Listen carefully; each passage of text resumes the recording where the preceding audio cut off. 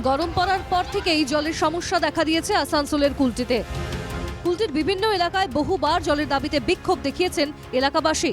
শনিবার জলের দাবিতে পথ অবরোধ করে বিক্ষোভ দেখালেন কুলটির সাততরিয়ার নুনিয়া বস্তি এলাকার মানুষজন। তাদের অভিযোগ, জলের সমস্যা বহুবার জানিয়েও ফল হয়নি। প্রতিবাদে আসানসোল পুরুলিয়া সড়ক অবরোধ করেন এলাকাবাসীরা। हम लोग को पानी की बहुत दिक्कत है। आज 3 महीना से पानी की दिक्कत है, तो कम वैसे तो चल जा रहा, मगर आज मोटा मोटी 1 हफ्ते से पानी एकदम आधा घंटा चल रहा है। पानी हम लोग को नहीं मिल रहा।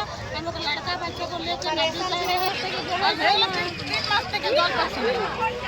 তো জল না থাকলে কি করে হবে? একবেলা যদি জল দিতে তো ঘটনাস্থলে পুলিশ ও পুর নিগমের আধিকারিকরা পৌঁছলে তাদের সঙ্গে তর্কাতর্কিতে জড়িয়ে পড়েন বিক্ষোভকারীরা।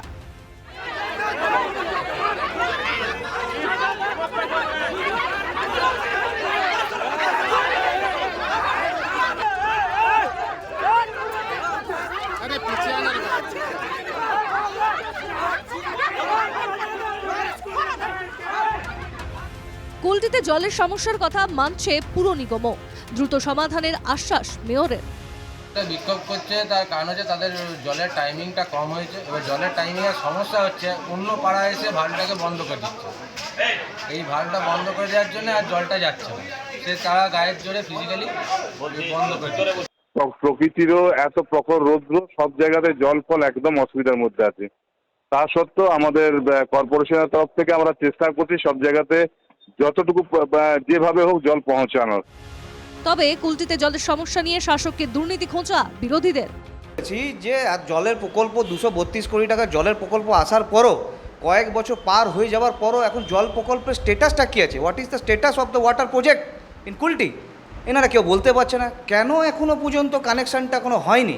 কুলটিতে জলের সমস্যা দীর্ঘদিনের ছিল, এখনও সমস্যাটা চলছে। এত রিজার্ভার বানানো হয়েছে, এত তো টাকা এসছে, সেই টাকাগুলো কোথায় গেল? কোন কন্ট্রাক্টর কীভাবে কাজ করেছে, আগের মেয়র কী কাজ করেছে, এখনকার মেয়র কী কাজ করছে, বর্তমানে কিছু বোঝা যাচ্ছে না। যেখানে 3000 টাকাটা দিয়ে লাইন দেওয়া হয়েছিল, জলের কানেকশন দেওয়া হয়েছিল, আজকে 10,000 টাকা 8,000 টাকা লুট হচ্ছে। ইনলিগালভাবে কানেকশন লোক নিজে জল পাচ্ছে না, দীর্ঘদিন সমস্যা হচ্ছে। আমাদের সাততরিয়া, নুনিয়া বস্তি, 5 নম্বর, 7 নম্বর, বাঁশগড়িয়া এইসব এলাকাগুলো দীর্ঘদিন জল পাচ্ছে না।